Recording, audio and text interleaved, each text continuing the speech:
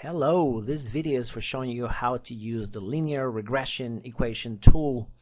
So with this tool, we're able to get data for two variables, x and y, and we can compute the least squares equation and get a graphical depiction of such line, the line determined by the least square equation.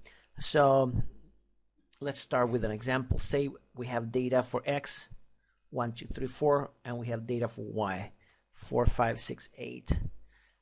Those are the mandatory data you have to type in.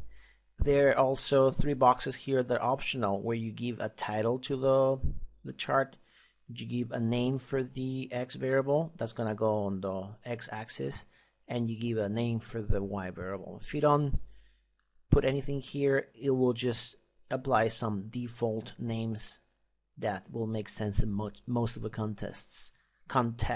So if you want some customized title, just type it in here.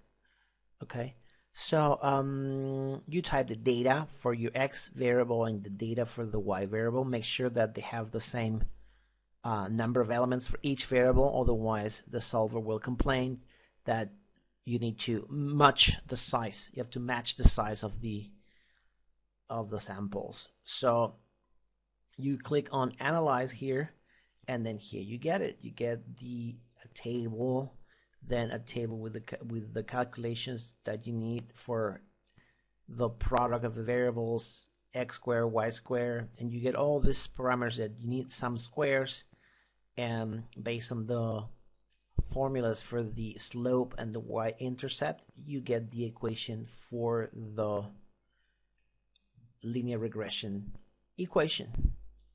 And then graphically you have the following scatter plot with a line, and you have here the points, and you have here the line.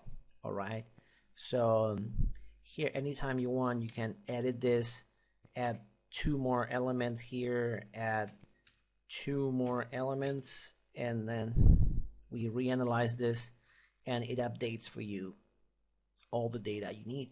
And here you have the new linear regression equation. So as usual, you can get this, copy it, and paste it on Word or any other word processing system. If you want to know more about this, you can go to the classroom and see thousands of solve problems, or you can just check here a little brief general explanation of what are we doing with the solver, or you can go, like I said, to the classroom and see a more detailed explanation, or you can see many solve problems that will guide you in case you're slightly lost. So this is how you use the tool. I'll be seeing you in the next video. Okay.